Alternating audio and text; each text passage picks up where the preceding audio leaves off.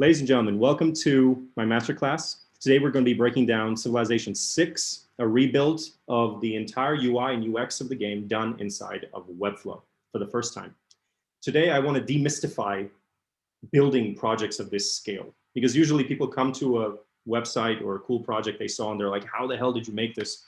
And today I want to tell you exactly how that's possible. So first, for everyone wondering what no-code is, right? Let's just break down what it is and what it isn't. No-code tools have been unlocking, a world of possibilities for designers and developers around the world, and I'm on a mission to unlock and share their full potential with you. And that started back in January when I first publicly launched the complete rebuild of the PlayStation. You can go check it out. It's playstation.webflow.io. And now I'm following it up with a project that completely just wipes the slate with the PlayStation. This is like 100 times bigger in terms of scale. And I thought, why not build a game that's been a big part of my life? And I think if you want to be a better designer, you should definitely play more games. So you can quote me. I am a product designer myself. I've been using no-code tools for many years. And my passion is really, my forte is in building sophisticated, advanced software prototypes and MVPs, and teaching makers how to bring their ideas to life in very quickly and very affordably. So today what we're going to be doing is diving into starting off in the first hour, diving into the project, the interactions, the elements, how this was done. And then for the second hour, I'm going to be answering as many questions as possible. And I'm happy to also answer your questions on Twitter. You can follow me on twitter.com/Sarkis. And I'm looking forward to meeting you all. So no-code, simply put, is not a replacement for code. It augments, amplifies, and complements code. It helps you interact with code visually by clicking instead of typing. That's all. In the future, I believe no-code, as it is today, is going to continue helping designers and developers collaborate more closely. It is not going to replace anybody. It is definitely going to be making front-end experiences much easier to do. I think that typing a lot of this, menial kind of repetitive UI, UX elements, typing them out in HTML, CSS, and JavaScript, that is going to be eventually coming out of the picture, where everything is going to be more automated. But that shouldn't be something we're afraid of any more than we were afraid of the elevator man, being replaced. If you're the elevator man, you should be worried. But I think that if you're a great front-end developer, you're going to find a way to automate your experience and start building more advanced services, like Webflow. In case you haven't noticed, Webflow is built by developers. There's a lot of coding involved. It was not built by a no-code tool. So I think that, hardcore coding, programming, engineering is going to be dedicated to software experiences like that. But for everything else, from building showcase websites, portfolios, e-commerce experiences, to prototypes like Civilization 6 or MVPs that can be used to demonstrate your idea, to raise investment, and so on, as I have in the past, no-code tools are phenomenal. And today I want to be able to demystify it as much as possible. So we have a lot to cover. Let's dive straight in. And thanks so much to all the makers who are here with us. And we're going to have more and more makers streaming in as we go. Let me share my screen. First and foremost, guys, let's go ahead and look at the project. Let's take a quick look at the website we're going to be tearing down for anyone who hasn't seen it already. When you first come in, this is a very faithful recreation of the product. You come in, you get the logos and the full thing. So this is what my definition of a prototype is: indistinguishable from reality. That is a prototype. Not just, hey, here I found, I have this little screen I just made, or I took a screenshot of this thing and I just add some buttons on it. No, it has to be completely faithful to it. So here, this is obviously for educational, inspirational purposes. Now, when you dive in, you get the music presented to you. I'm just going to go ahead and mute it real quick. You get the menu experience. I'm just trying to tear it down for you a little bit so we don't have to keep going backwards and forwards when we go into the prototype. You have the account linking experience. You have the menus that just kind of swipe open and close. These are all like custom interactions that are made. You have a little bit of a parallax going on.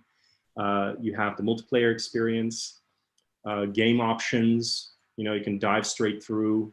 You have all these bars, all Webflow elements here, nothing really custom. Custom code is reserved for enhancing the experience, as you'll see, like by adding music, transitions between the sections, and so on and so forth. We have the key bindings. You can just come in, you can type, and so on, Then we have the Hall of Fame section. You can just jump in, you know, and as a gamer myself, you know, coming and seeing, after so many years, being able to basically rebuild this experience inside of Webflow. It doesn't matter how long it took, even if it took a year or a week, it doesn't matter. It means that, you know, no-code tools have really come very, very far. And I'm just blessed to be living in this era. Here we have, you know, the benchmarks, we have the credits.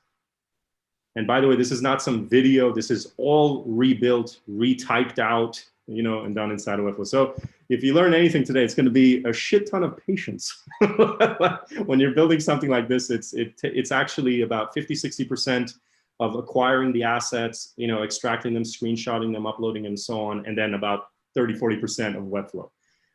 You know, you have the pop outs and so on, but now it gets a little more complicated. So now you can actually choose your leader in the game. So at first I was thinking, let's just do one leader, you know, like a prototype. And I was like, nah, we got to go all the way, right? We're trying to make a point that, you know, what's possible with no code. So I actually integrated all 46 of the leaders that are featured in the game, along with their soundtracks, their own individual maps, their pop-ups, their names, their information, everything. So here we can go through. Leif, would you do the honors? Which leader would you like me to select?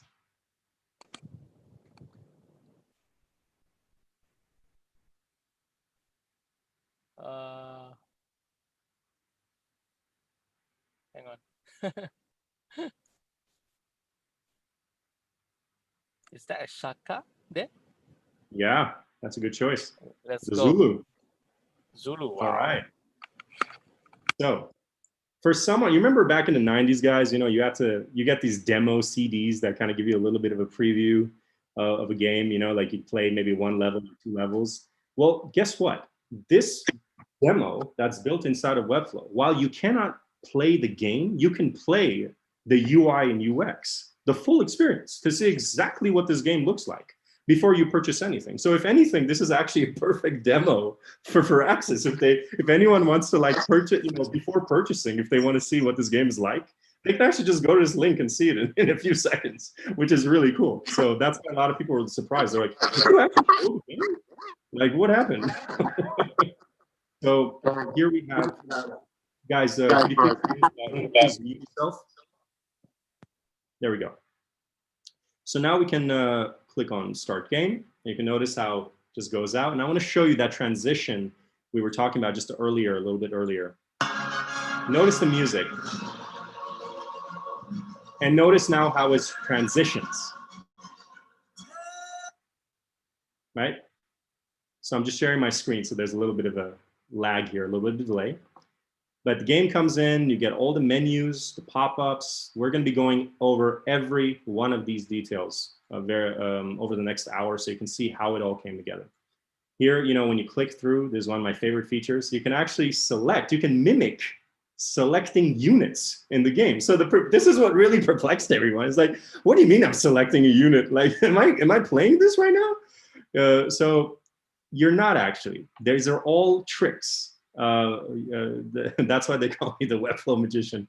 I think that title is going to be sticking. So here we have the, you know, all the individual menus, pop-ups. Here, you know, remember I mentioned the maps. So here you have the strategic view of the map. You have the full screen view of the map. And notice when I click the escape key, it just closes the map.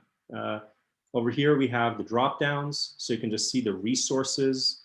You get all this information, the whole experience really of how this thing was built.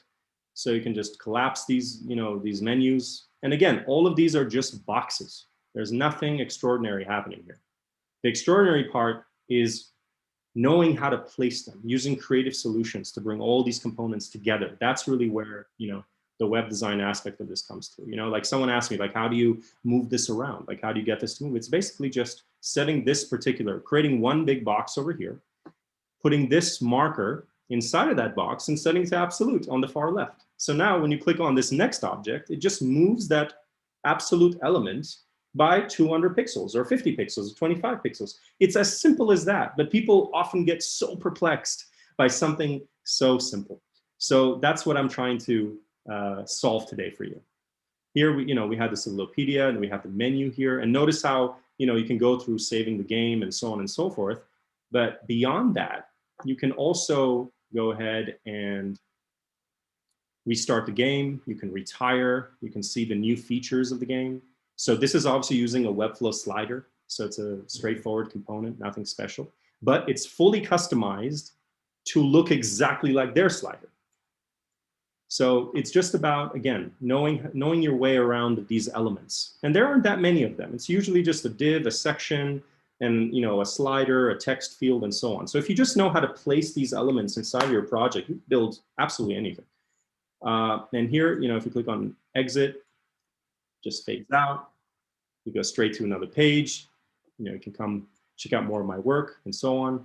So again, it's just about telling a story. Something that I also enjoyed is, you know, like something creative is when you make this smaller, you'll notice that now it tells you like, oh, you know, to witness our glory on, you can only witness our glory on desktop, right? I could have just said, no, you have to be on the computer to be able to play this game. It's like, no, just make it fun. Use the boxes, use the videos, use everything to tell your story. So I feel like, you know, when we're prototyping, often when we're creating these type of projects, we tend to focus on one piece of that project, like the homepage or this particular e-commerce page or whatever. But I think the mark of a great developer designer is their ability to create a consistent experience across the board. So now let's go straight into the project. Now, I did mention on my Twitter that there's over 12,000 elements in this project. I didn't say that to put the fear of God in you. I wanted to hopefully demystify that as well. Yes, there are a lot of elements. Usually those elements are just copy pasted. For example, having like, you know, a button hover or so on and so forth. This shouldn't scare you. We also have a lot of interactions that are going on here in the back. So if we click on, you know, for example, the welcome screen here, again, forgive me for the delay. This is about 124 gigabyte project, so there may be a little bit of a lag. Over here, we have, you know, a few of the mouse over interactions. But if you go even further, here you'll notice now the full list right there. And yes, I had to manually count how many interactions there were. So there's a lot. So now let's see how it all comes together in one piece. Now, I know a lot of people using no-code tools, or a lot of people who haven't, were watching this for the first time. They don't really know how Webflow works. So let me just give you a quick kind of rundown how this comes together. Step one. On the left side, you have your navigator. This is where all your elements are. And that's what I love about Webflow, is it's what you see is what you get. Everything is in one place. Nothing is really hidden. It's all there on your screen. If you can't find something, it doesn't exist. Or you haven't looked well enough. Here on the right, you have your styling panel, which means any element you select, you can just automatically go and style it however you like. The most important part of the styling is going to be right here. Positioning, sizing, and spacing, along with the layout. This is the most important part of Webflow. If you know how to use these 4 panels, you can build anything. PS4, Civilization 6, and your next project. And of course, you know, the classes, which is going to help you simplify so much of your work. Now, over here, you have the individual settings for a particular element. In this case, you know, you could just jump into the video settings. You have all your classes here in one place. We're not going to be visiting this section again because there's just way too many classes. And yeah, now it's just frozen for a second. Give it a minute. And in the meantime, on the left side, you also have your plus, which allows you to easily add more elements into your project. Here we go, we're back. So here's the main ones, really. I mean, there's a lot of little elements here, like Lottie animations and form elements and so on. Don't get, you know, too intimidated by that. You just have to use primarily these elements right here. Adding divs, boxes, bring them together in one place. This is where it all comes from. Collection lists and so on, you know, I'll try to add in as much as I can during the presentation. But let's start with the main components here. Let's talk about structuring. This is the main thing you need to learn when you're building a Webflow project. It's so important. And usually people tend to get lost or lose sight of a project or know what's happening is because they didn't structure correctly from the very start. Now, in the case of civilization, what is the challenge? The challenge is you have 46 leaders, which means you don't have the luxury of making any mistakes when you're structuring this. Because if you do, and you have to change even just one little thing, whether it's in the interactions or whether it's in the page, you are going to have to literally travel back in time, all the way back, and go through all your interactions and all your layers and try to figure out where that mistake was. Or even if you know where everything is, just making those changes is going to be a nightmare. So here, remember, 12,000 elements, right? But look how simple it is when you know your way around. So first we have, what I like to do is create sections, whether it's a prototype or website or so on, is to create sections for primary sections of the page or primary sections of the game in this case. So we have the home page, which can be, you can notice that the icon here is just a little thicker with a stroke. That's a section, and the rest are divs. Div blocks I usually use for pop-ups or inner sections. So it could be a button, you know, for a button, it could be for a little container and so on. But sections, they allow me visually to immediately interpret what this looks like, what we're dealing with. And I think, you know, often when I use a template or I try to go and help someone else with their project, I notice that there's just so many jumbled up class names. There, you know, the structures are weird. There's a lot of like boxes within boxes within boxes. And eventually you're like, okay, I just don't know my way around this. Imagine if you went to a website and the sitemap literally had a million different things on it. You would just get lost. You're like, okay, I don't know how this website works. So I think in the case of Webflow, that's something that really makes a difference. And having consistent classes, terminology. There's no right or wrong way around this. You're going to be able to set this up any way you like. Find a way linguistically, for example, that really jives with you, that you know how to keep up with things. Like here, what I like to do is give everything English names. I don't like to use like acronyms. I don't like to use numbers, you know, like intro 127 or something, or like, you know, div block. I don't like anything messy. I need to be able to just read the name and already assume what's going on. So let's look at over here. We have overlays, right? Simple enough. These are pop-ups, these are boxes, videos, whatever that needs to be overlaid. So here you'll notice there's a black window. What is this? Well, it's the intro video, right? We know from the project when we first opened it that there is an intro video that plays in the beginning. So here you'll notice intro, boom. It already selected it by default.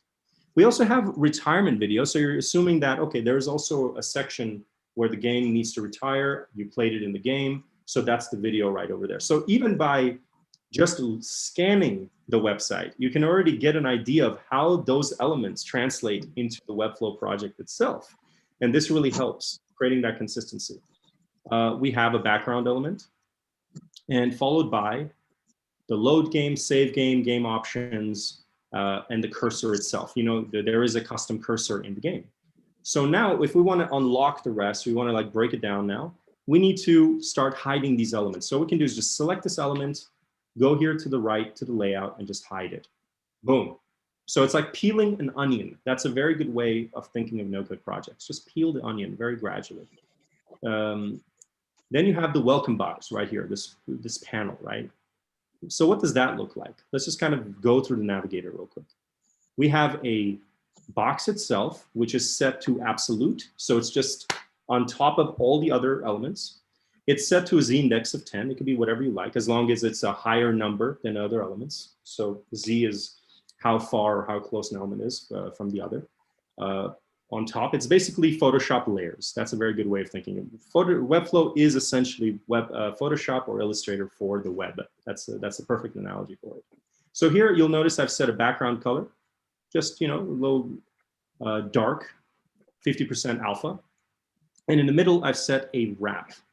This wrap is set to just the default. So the elements within it give it its size. But you could also go and just give the wrap a size too. You just say like 300 pixels or 400 pixels, and that's it. In this case, I didn't need to because these elements already have a size and a width. Now notice, you have a lot of things already going on here. You have these circles at the top, and you notice that, you know, there's 2 of them. So obviously they're set to absolute. This is a very good analogy. When you're looking at a element that's floating, or it's a pop-up, or it's somehow, you know, overlapping some other element, it's always absolute. There isn't really another way to do that. This is the right way to do it. So that already simplifies the project for you. Look at it, you're like, okay, this is how this person did it. When it's a video, you assume it's a background element, a background video component that comes right out of the box in Webflow. And it's, again, set to absolute because you want all the other elements to be on top of it. So you don't have to get lost in the project. If it's behind, in front, whatever, it's always absolute. Next, we have the logo. We have a welcome message, and we have a get started button. And here, you know, for the welcome message and so on, it's, again, it's just a very short, small component. And so that's why, you know, the wrapper automatically just meets its size. Inside of it, we set the display to vertical, align center, and justify to the top. And this is how you get the wrapper. Now, this is a very simple way to get started. Let's go deeper now. Peeling the onion. Now we're going to hide this component. Now you'll notice actually over here, I did set the overlay to hide all the elements. So to fix that problem, what we're going to do is just hide this component, the intro, there. Now we can play with the page itself. So this is where it starts to get a little more complicated as we go. We do have a component called exit pop-ups. So again, it's like an encyclopedia. I want you to understand the names of these components, the structure of the page before we dive deeper. Overlays is for the overlays. Welcome is for the welcome message. And exit pop-ups is for all the yes, no questions. It's for the, are you sure you want to quit? All those components are in one place. So it's easy for me to keep track of what the hell is going on. There's a lot going on at once. So this just makes it easier for me when I have like a top-down view of what's going on. I could have just taken those buttons, set it absolute, and just put it inside of the section. That could have been possible too. But again, structuring is very important. Now, this is the big kahuna. This is where it starts to get more complicated. Now, we have the home section. There are three primary sections in this prototype. There's the home section. There is the loader section. This is with the loading screen, right, with the menus. And then there is the game section. This is the maps, inside the game, basically. So let's start with the home section. What are we looking at here? We have the main menu right here. And then we have a bunch of hidden pop-ups. So if you click on create game, for example, you set it to display, boom, there you have it, you have your pop-up. So this is how I'm able to just jump from one section to the other and make edits from one option to another. And again, structuring really helps with this. Having the div box, calling it a block. Something else you could actually do is add a tag in front of it. Like instead of calling it internet games, you could say pop-up in all caps, internet games. So this way it makes it easier for you to keep track of what's going on. And if you transfer this project to somebody, they're going to understand your linguistics of how you name this stuff. Now we have in the main menu a logo. Again, the main menu itself is set to vertical. And inside of it, we have two elements. So again, what did I mention earlier? A box within the box within the box. So the main parent box is obviously the home. That's the main section here. The second one is the main menu. And then you have the Civ logo and then the menu itself. And what we want to do is understand two primary options. The first one we talked about was absolute. This is where you come in, the positioning, right? Here we have absolute and we have relative. Relative is your best friend when you're building these type of styles and components. Often you'll notice that when you're putting together all these components, you're getting lost because it's like I had this animation or I sized this particular thing, but it's like just jumping out of the box and so on. A classic example is first-time Webflow users, they try to use something as absolute or whatever, and then it just pops out of the box. That's because it isn't set to relative. So for example, if I wanted this civilization logo to be absolute and above everything else, if I didn't set this particular main menu element as relative, that particular absolute pop-up would just jump anywhere on the screen. But when you set it to relative, it adheres by the size, the parameters, and the spacing of that particular component. So in this case, we have all these buttons that need to be positioned exactly where they are, right? So the way you do that is, again, using relative. All of these buttons are relative to their parent box. So here we have menu. You see this one entire component is already relative. And inside of it, we have two other components. What are they? Let's take a look real quick. We have this long pole.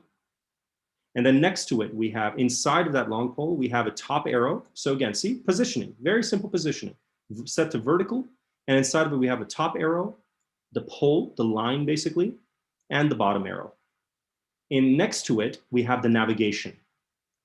The menu, you'll notice, is set to horizontal. So its parent is set to vertical because we want them to be vertically stacked on top of each other. But the menu is stacked horizontally because we want them to be opening up like this, a landscape. So let's look at the navigation here. Inside the navigation, so next to it, we have the pole followed by the full menu. We have the nav wrap, which is the main menu. And then next to it, we have a sub menu. Now the sub menu only needs to appear when you click on either single player, multiplayer, or benchmark. Those are the ones that have submenus. Everyone else is a pop-up. So how do we do this? Well, first, we take the nav wrap, right? This is already set to horizontal, so we don't have to worry about anything.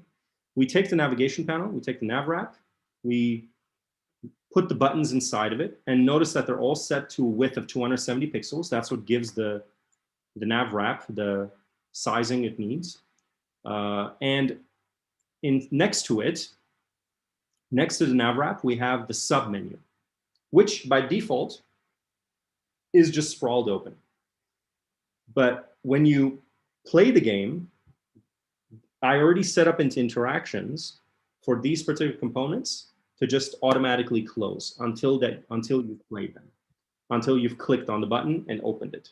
So this allows me to just see everything that's going on while I'm editing the project, which is very important. Often people set up these interactions, or like, I could have, for example, just taken these buttons and just hidden them, right? I could just hide them by default and so on. But then it's impossible for me or someone else to go and edit them. You know, now it's just like I have to keep hiding and showing and moving and trying to figure out where all these elements are. So what I like to do is just open up the Pandora's box right from the beginning. I want you to be able to see everything in front of you before you dive in. And that makes it very easy to edit. So let's go into the submenu. What are we seeing here? We're seeing that the submenu, again, it's set to horizontal, which means that all of these other components are going to be stacking up next to it, which makes it very easy for me to just close each element individually. So that's how I'm doing it. I'm just literally making the size of this box smaller and bigger when you click on the button. There's nothing magical happening here.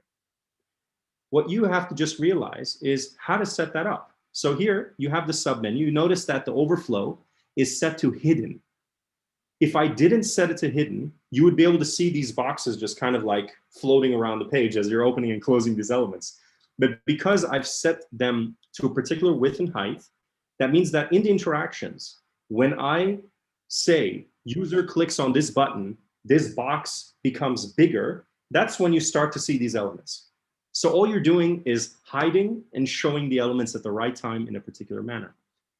So here we have, you'll notice, 3 different navs. And depending on which one you open, it opens that particular nav. So in this case, we have these 3. So basically, what I could have done is just this, just hide them. You see?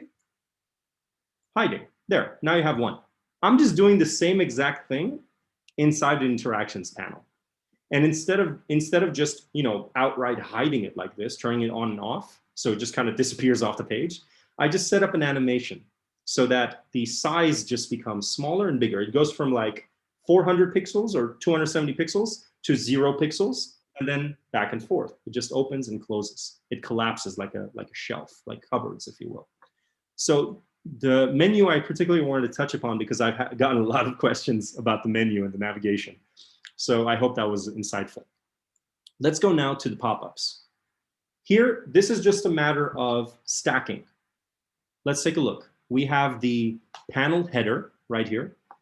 You know, first and foremost, actually, we have the create game itself, this pop-up, which is set to 1000 pixels, a fixed width. And something, you know, usually I don't use fixed width. I like to use, you know, minimum width or max width. Mostly for, you know, responsive issues to make sure that, you know, when you're on the phone, you don't have to worry about fixed elements. Because like here, if I set it to 1000 and then I go here to mobile view, you know, it just doesn't even fit properly. So if I set it to minimum width and I set 200 pixels, then it would just be 200 by default, and then it would get larger from there. So these are more responsive issues, but in desktop prototypes and MVPs, you don't have to worry about that. Just focus on precision. In this case, I would not use percentages. I would not use viewport width and height. I would basically be using primarily fixed pixels for width. And for height, just that can be 100%. Now, at the top, we have the panel header. We have a top border. And inside of it, we have these images. Now, I can't really create these kind of edges and components in Webflow. I know there are like all kinds of weird CSS hacks and stuff people do, but I wanted to use native. I want to just natively do it. So what I ended up doing is essentially creating these couple of elements or recreating them inside of Photoshop directly from the game, screenshotting them, editing them, and adding them here on the edges. So here we have a top bar, which is set to horizontal. And inside of it, we have this one corner over here, which is an individual image. And I just gave it just added an image to it and just set the width to 15 pixels. Then I have a straight border line that goes on the top. And I have this image on the right. This, again, the edge on the right. Next to it, it's just, we have this header, the middle section of the header. And inside of it is just a logo, right? So again, just horizontal stacking. And on the left and right, I've added just 2 pixels of border. And this is how you get the box. And at the bottom of the border, you have the exact same effect as the top, except there's only one difference, the alignment. So in the box, you'll notice the line is above the image, right? So if I just got rid of the alignment here, if I did this, you'll notice now everything just starts to wobble around. These elements are hopping around. So here in the top border, notice that. See, now the line is kind of like, it doesn't really know what it needs to do with itself. You need to figure out where it needs to be positioned correctly and go from there. So this component is repeated across almost every single box in the game. So that's what I mean by when it's 12,000 something elements, you set it up once, you set it up correctly, and then replicate it. It's not like I had to manually recreate that header 12,000 times. That would be impossible, and I would not want to do that for any amount of money. So here we have now the next component, right? So again, horizontally stacking. We have the panel nav, as I call it. So see, again, English words, very easy. Panel header, panel nav, and then the content wrapper. So the panel nav is set to vertical because we have multiple components inside of it. We have this image at the top, which is this bar, and I took it directly from the game, so I wanted to look as pixel perfect as possible.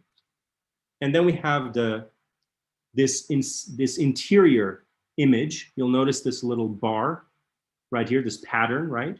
If you go through the assets, actually, guys, you can just see it here, and you can also open it individually and see how these components look. And then in the middle, we have these buttons and a title next to it. So what I've done is, this is set to horizontal. And inside of it, what I've done is set the nav wrapper to basically just justify with space between. That means that the restore default will automatically go to the left edge of the box, and this other one will go to the right edge of the box. But the problem is that if you have a name like this one in the middle, now the spacing is always going to be wobbly because some names are longer than others. So I realized that it's not going to be as simple as just putting 3 elements inside of the box and just spacing it between equally. You have to set this particular title as absolute, and you have to put it center, dead center into the box itself. Now notice that if I took this nav wrapper and I didn't make it relative, right? In this case, I mean, it's already centered, so it doesn't matter. But as a rule, if you have something within another box and you start moving it around, making it fixed, making it whatever, make sure that its parent is set to relative. Simple rule, that's it. That's the one trick that most people ignore when they're making Webflow projects. That's why they have so many problems. So that actually is the secret to this entire prototype, believe it or not. Next, we have the component below it, content wrapper. So notice how, again, it's stacked exactly the same way as this little component at the top. We have the top little line that we needed, right? The line with the images. We have the bottom, and then we have the setup wrapper over here inside of it. So the content wrapper, the parent component, is set to just vertically aligned. And inside of it, this one is set to horizontal because we have 1, 2, and 3 components within it. So on the left side, we have the portraits box. This is where the picture of Shaka came up. This is the create box, vertically aligned, where we have the buttons and so on. And then next to it, we have the info panel. This is where the details are of Shaka. Very simple. Inside of it, now this is again set to relative because inside of it, we have a bunch of portraits that are set to absolute.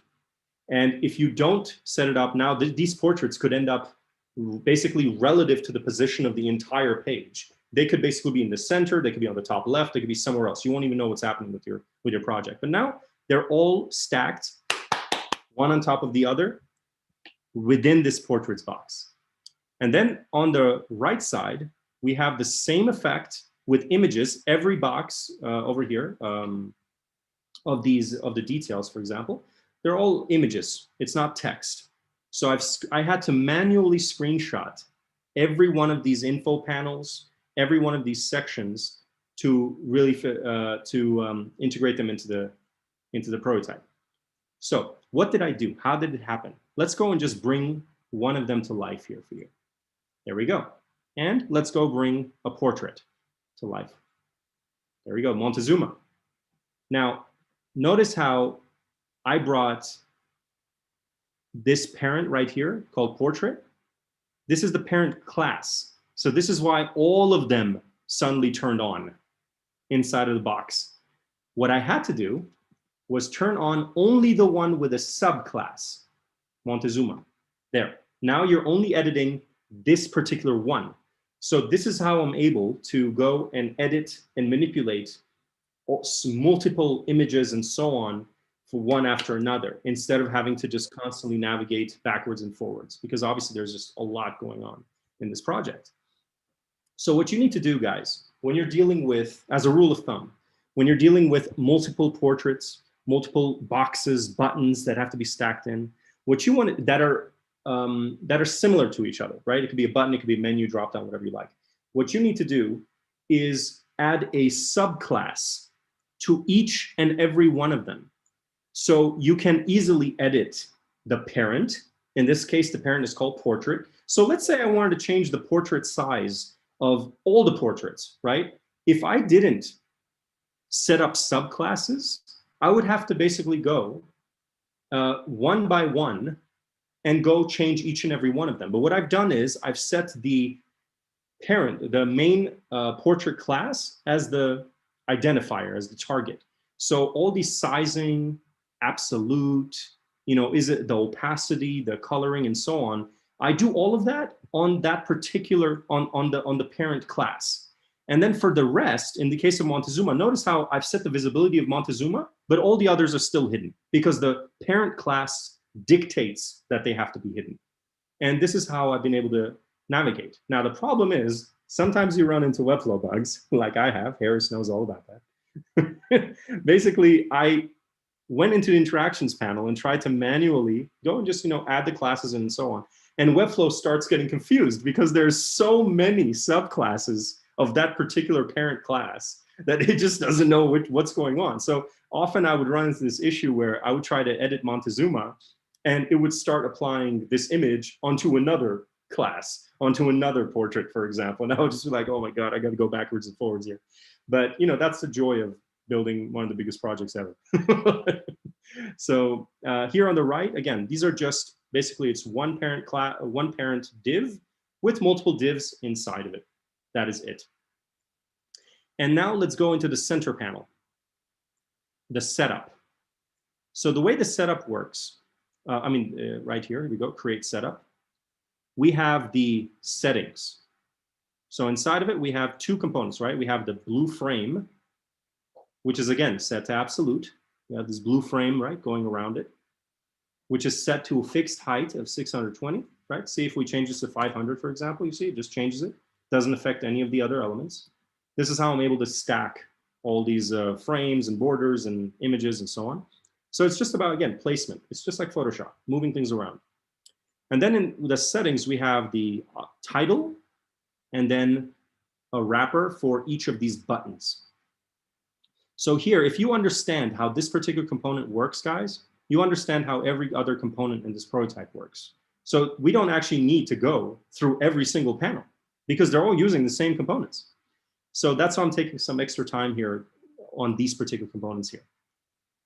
So let's open this up. We have the option wrap. You'll notice I added some like a blue box, right? I want this kind of background color for this particular component. So I just created a parent. I called it option wrap. I set it to a width of 306 and a height of 40. And I want there to be just a little bit of a gap between the other content. So I just set 10 pixels, a 10 pixel margin. That is it. And then here we have the color. There you go. So I can just change it to whatever I like. Now inside of it, this is where it gets a little tricky. You have a game option tab. And here we have the option and a drop down. So I mentioned earlier, guys, as I was saying, when you're looking at a box, a button, and you see that something opens up, closes, that's usually just something that's below it. It's just stacked underneath it, right? In this case, it's the exact same thing. We have this game option. And in the option itself, we have it's stacked just horizontally because we have multiple elements just appearing next to each other, right? So we have the option inside of it. We have the display area. This is here. So we have the naming.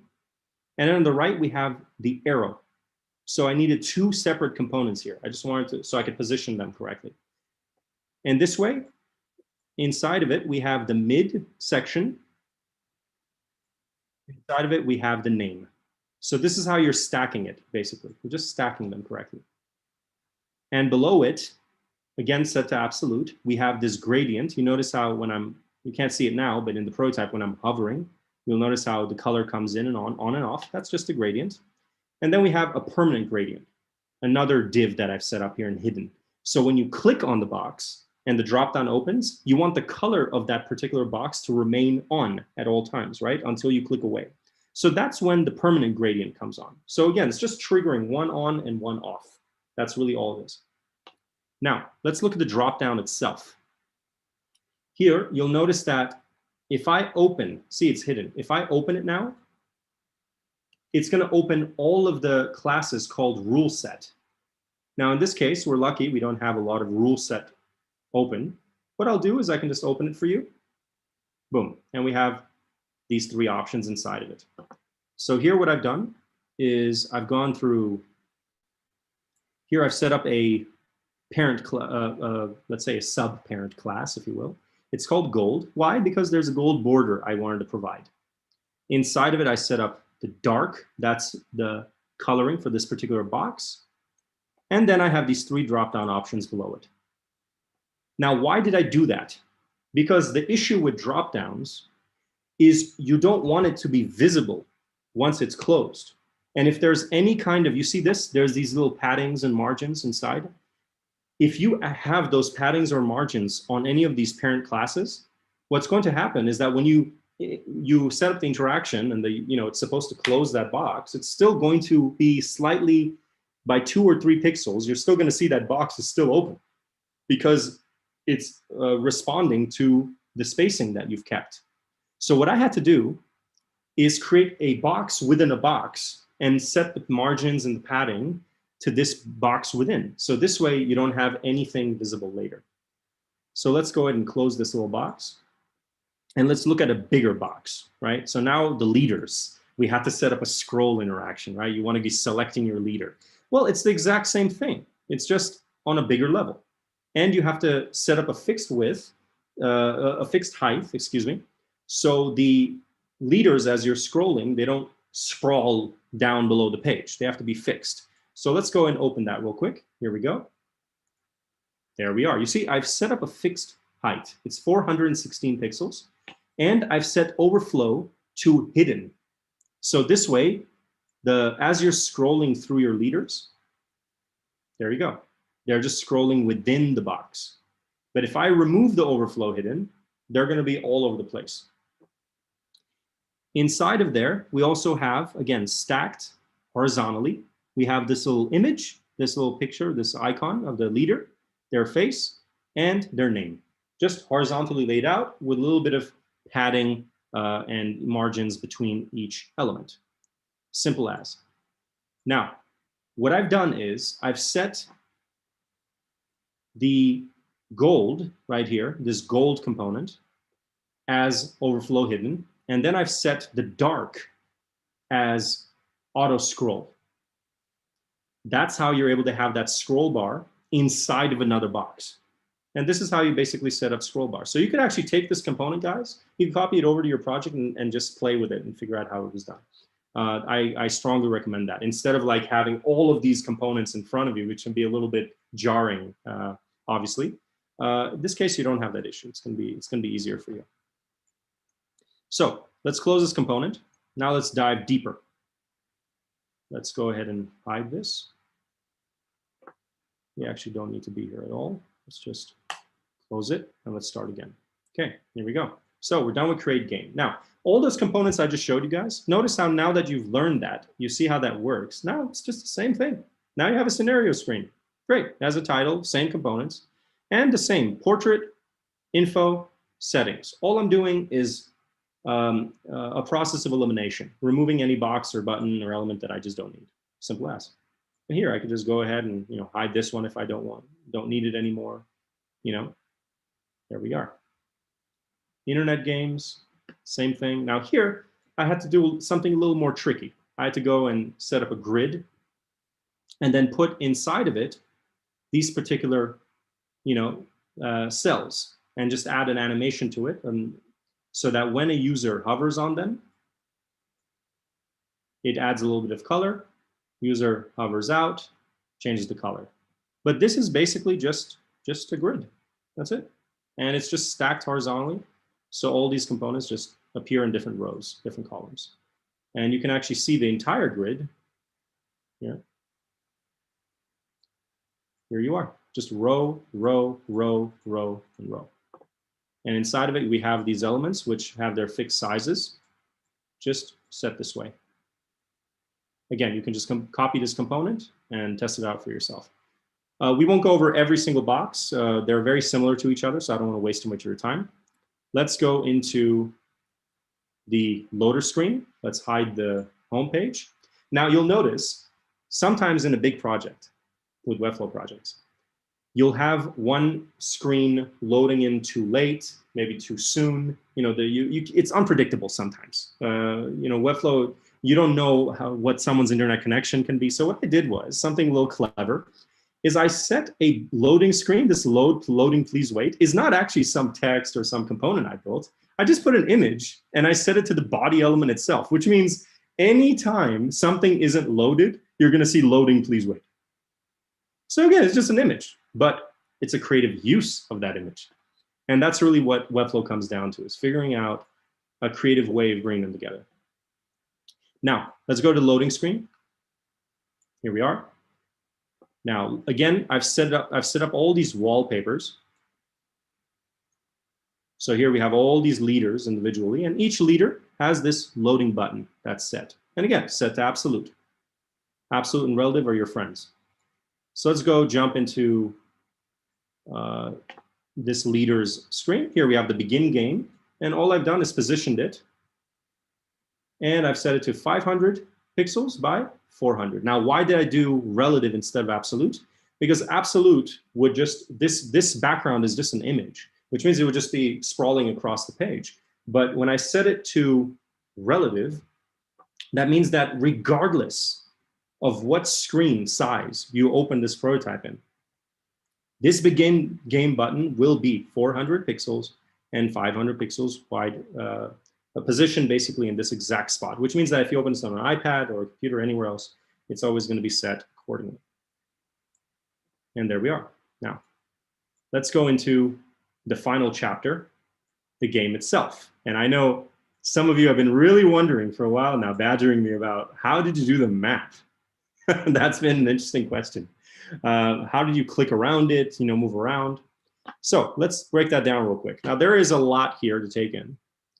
But again, you'll notice a lot of these elements, these hundreds or thousands of elements that we've been talking about, it really comes down to like, here, this hover effect, or like having a lot of these bars and these lines and so on. But if you get rid of those and just talk about like, okay, let's talk about unique elements, like a button or, this particular element here, this one, there's maybe a few hundred of those. It's not going to be thousands of those. So when you open these elements up, it's going to be pretty easy to understand after this masterclass. I think you'll feel much more comfortable.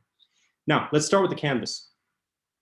The canvas itself is the background here, and it's set to relative again, and it's all the way in the back. So everything else you're noticing, the game bar, the game menu, the splash screens, this component, the unit orders, widget on the right, all of these are set to absolute in the corners of the screen. But the canvas is in the back. Now, what I've done is I've set two elements here. First, we have the nav triggers. So on top of you, notice these boxes. 1, 2, 3, 4, 5, 6, right? There's altogether 9 of them. So this is how you position it. So you move it to the left. You can move it to the left, right, up, down, top left, top right, top bottom, and so on. What we want to do is when the user clicks, the maps need to move to a particular position of the screen. And this is where you could just use percentages and say move 10% left, 10% right, and so on. Or use fixed pixels. Now we'll go through the interactions panel in a minute. Now the maps, each leader has their own map, 3 of them. One is the default. So let's actually open up. Let's go to this leader screen, right? We have the big map, and we have the leader map, the settler unit, and the warrior unit. Now you notice when I hide the leader map here, one sec. Now the settler unit, I can just increase the opacity there. See, now it's selected. So all I've done is taken 3 screenshots, perfectly positioned screenshots of these 3 elements. And I've said, when user clicks on this badge on the bottom right, it needs to, opacity-wise, just decrease the opacity of this particular element, increase the opacity of the other element. And that's how you get that effect. Very straightforward. And when you first log in, when you start the game, what I've done is I've just set up a rotate animation so that you scale the element in the interactions panel. We'll take a look at it in a minute. And when you're zooming in, you're able to, it's just rotating by about 10 pixels or about by 10%. We'll take a look at it in a minute. And that's how you get the map. Next, we have the game menu set to absolute. Here it is. And again, just stacked one on top of the other inside of it. If you just go through the clonable, based on what we just discussed, it'll all be second nature to you. You'll start to understand how it all comes together. The real hard part is just understanding the full structure of the setup of how, like, what's the parent class, what's the subclass, and so on. So here we have about, I think, 9 buttons, and then we have an image, and then we have another image over here, and then some text at the bottom. So nothing fancy there. I want to be able to kind of tackle some of the more complex components for you today. Let's close the game menu. Let's take a look at the mini-map. This is an interesting one. So the mini-map itself is set to 250 pixels by 168 pixels height and set to absolute with a z-index of 5. So it's above. Now, 5 or 6, these are not arbitrary numbers, guys. You have to remember what the z-index values are in your project. For example, this pop-up, this world tracker, what's the z-index? Is it 5 or 6 or 7? If you set up the wrong way, then you might not realize how a particular menu or a pop-up or something you opened is now overlapping or it's behind another object and so on. So it's good to kind of keep track of like, okay, the background elements, 0 index, the one above, let's say a pop-up could be a 10 because you want to make sure that at all times the pop-ups are always going to be above. And then things like the menus can be maybe a 5. So that's easier. But when people set up like 138 Z index or whatever, it's like, why? Like, there's just so, I mean, do you have 138 elements with 138 different Z indexes? I mean, it's just unnecessary. Or 999, Z indexes. It's just, you don't need to do that. It's excessive. And it just kind of, it's too arbitrary. Now, in the mini map, we have this image. So the mini map itself has a map inside of it. This is just an image. And then I've carefully positioned two components inside of it. One is the mini view. So you'll notice that, again, there's all these mini view images. Each one represents another leader, and I've tagged them appropriately here. You have the mini as the parent class, and then you have Dido and Shaka and so on. So all I'm doing is I'm saying, when user selects the leader Shaka, hide all of the parent classes called mini and show only Shaka, only mini/Shaka. And this is how I'm able to trigger all the elements on and off inside the prototype. Next, we have the button wrapper.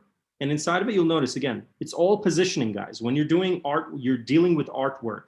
These are not just typical boxes that I could just recreate in Webflow. All of these are individual screenshotted elements. So I think about 1,200, something like that, elements that I've had to manually edit and screenshot. That was the real test building this prototype, is just getting it all, because I can't find it anywhere. It's not like I can just go to the game and just copy paste the assets into my folder. So you have the map lens, you have the map options, the map pins, the map view, and so on. So inside of each one, you'll notice there's something similar going on. You have a pop-up, this mini menu. So if I just click on it, there it is, boom. So all you're doing is showing it and hiding it. And again, it's set to absolute, and it's set, and I've just positioned it by -354 pixels. So margin, that's all you're doing. You're just setting it to be above or below or wherever you need it to be inside the prototype, nothing else. Let's go ahead and hide that. Let's go to, now inside of it, we have icon click and element hover. Element hover is this. This is the element that's just, when you're touching it, you're putting your mouse over it, it just glows. So it's, the glowing effect is just basically opacity. You're showing it and hiding it, that's it. And then when you click on the element, then it opens it up and it stays permanently. That's the icon click. So in the interactions, all I've done is I've said, when user clicks on map options on this particular parent button, let's say, all you're doing is saying icon click is now on. And when user clicks away, you hide icon click. And now you have the element hovering animation back to, you're back where you started. Now, inside of here, we have these checkbox elements, these ticks. This is not some form element I'm using. This is all custom made. And I encourage you to do that more often. Use custom, build it yourself. It's very educational. And it starts to become very fun. You don't get kind of caught up with all the limitations that, that Webflow has in some cases. So here we have a title. Again, it's just set to vertically stacked. And we have the title. And then we have the mini wrap. This wrap is basically hosting all of these buttons inside of it. So what I've done is I've set to 100% by 100% width and height with a radius, right? That's how you get the rounded edges and the borders. So it's just 2 pixels of this kind of muddy, little bit gold color. And inside of it, we have each button stacked vertically again, mini tab. And then the interaction, I could say this to you, I could demonstrate this to you without even opening up the interactions panel. All you're doing is saying, when user clicks on this particular tab component, show the tick or hide the tick. It's just a little tick image inside of it. So this is how you're able to reveal, mask, hide, show, all these kind of elements. And that applies to all of these little pop-ups. So there we go. We don't have to go over each one of them. You already know how it works. Now, on the right side, we have the widget. Here we go. Now, the bottom widget has a widget wrapper. This is the main component, right? The main image. And inside of it, we have this detail, this widget trigger, if you will. So this is how, when user keeps clicking on that exclamation mark, the settler unit and warrior unit keep switching between each other. And then when you click on the canvas, it just shows the primary default view, which is this one, where you haven't selected any particular leader or warrior, any particular settler or warrior. Next to it, again, this widget is just stacked basically horizontally, just center, aligning it, that's it. You have the settler widget and warrior widget, which are hidden. And if we just show them, there you are. So you're just, the interaction we've set up is that you're just opening it and closing it when user clicks on these. And so it's just about creating an algorithm, basically. That's what interactions are. It's just an algorithm. One user clicks here, wait this many seconds, then click there, and then this other thing happens. So it's just where you get lost sometimes in interactions, like, okay, well, I want this animation to happen, but I don't like, how do I keep up with it? How do I test and so on? All you have to do is think, what comes first, what comes second, what comes third? And that way you can create any kind of interaction. In this case, I'm saying that when user clicks the first time on this div block, I want the warrior unit to show. The second time they click on that, right, in the interactions panel, let's go take a look at it real quick. Here we are, open and close settler widget. Now let's just scroll down through the 400 interactions and find it. We have the open settler widget. So see, by default, you're saying it's hidden, right? Opacity, so on and so forth. It's all away, hidden away. You're saying that when user clicks, the warrior widget needs to hide, right? So you're moving it by 30 pixels, and you're saying within 0.3 seconds or 30 milliseconds, the warrior widget needs to move to the right, and the opacity needs to go down by 100%. And then the settler widget, now that the warrior widget is hidden, it's gone, right? You set up, it's hidden. Now the settler widget needs to show up. And now for the second interaction, right below that, we have the second click. The second click does the same thing, but vice versa. The settler widget hides and the warrior widget opens. So that's basically how the PlayStation 4 was built. That's how Civilization was built, and that's how every other Webflow project is built. So once you do it once, you do it all the time. You know one, you know all of them. It's where it gets clever is just how broad those interactions can be. I mean, sometimes you could like, this interaction triggers this one and that one and that one, and it's like you have all this kind of madness happening. I've done a little bit of that here in the prototype, but mostly, to be honest with you, it's been very straightforward. There hasn't been a lot of madness going on.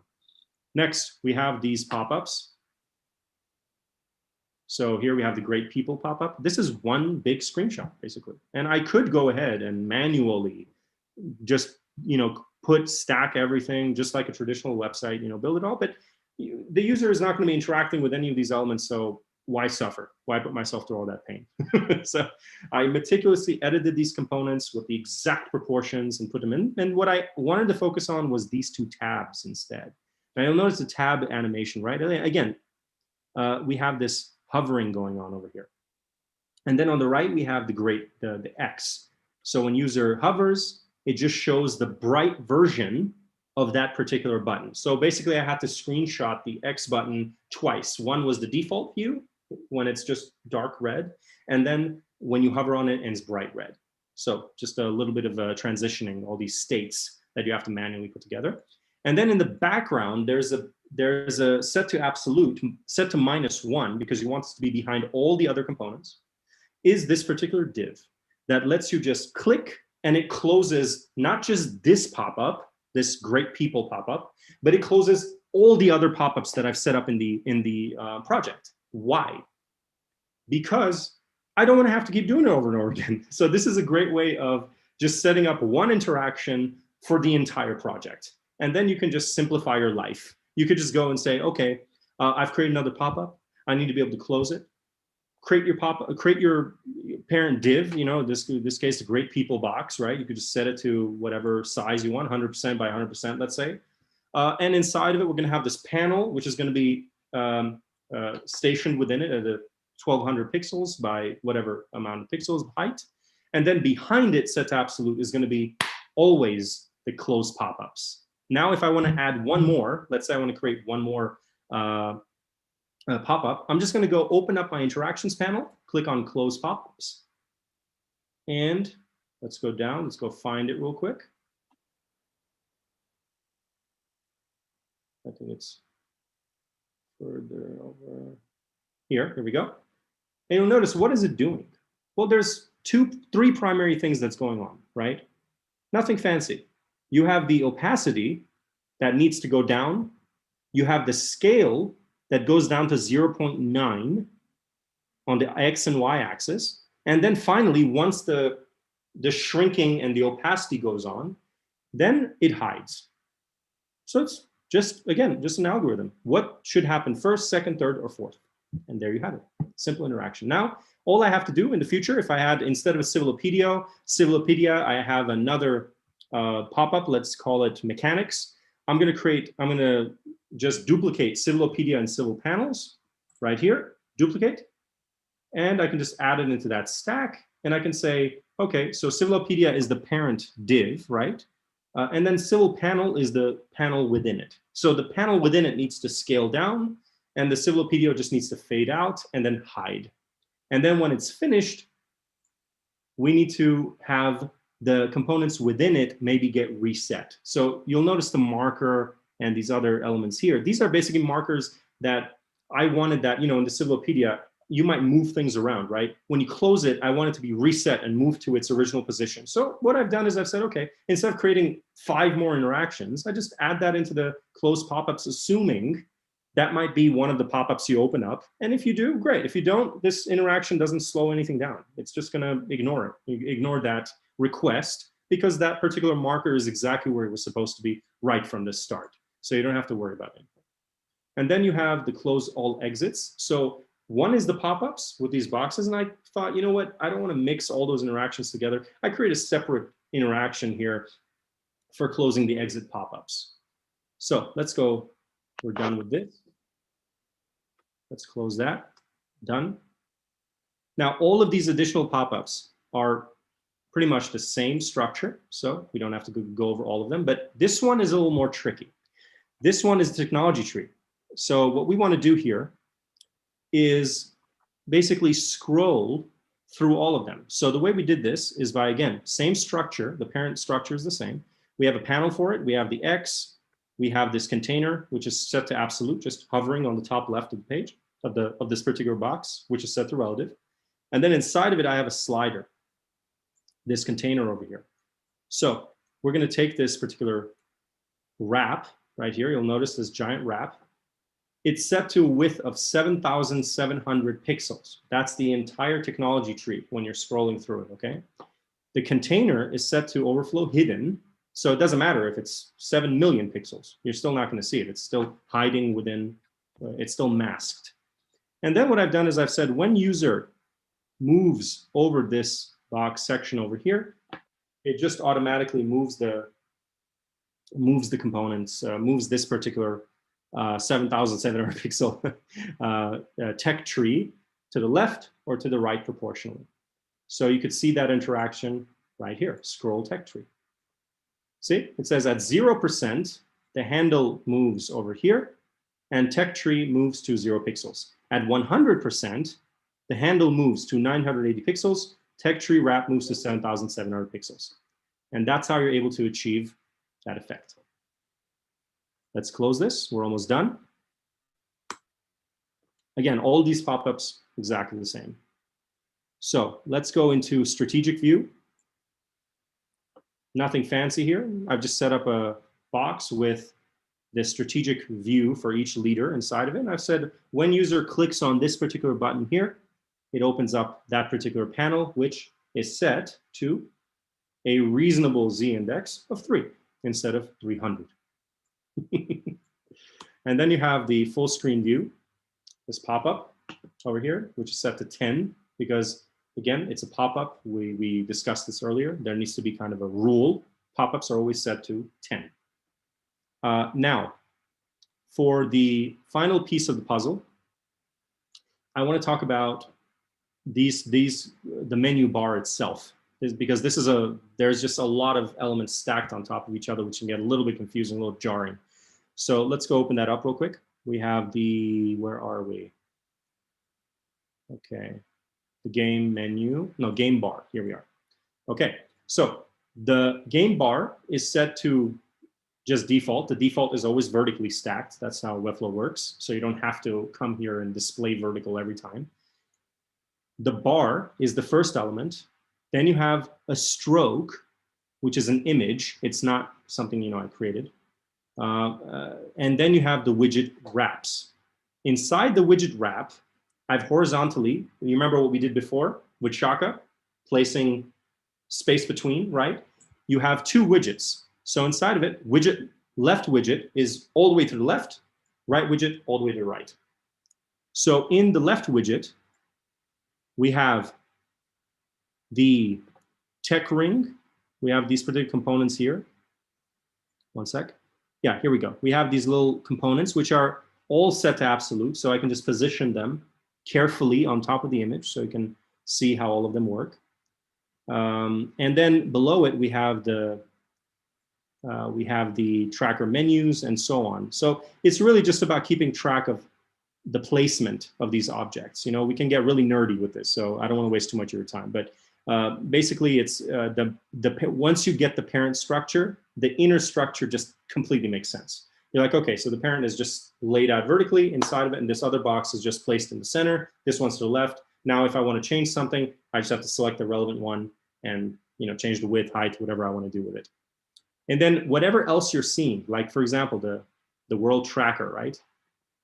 All you're doing is interactions. You're saying when user clicks on this little element here, this element, what do you call it, the little menu, it's just opening, it's just sizing this little tracker window from 0 pixels to 200 pixels or whatever. And then click again and it closes. So click 1, open, click 2, close.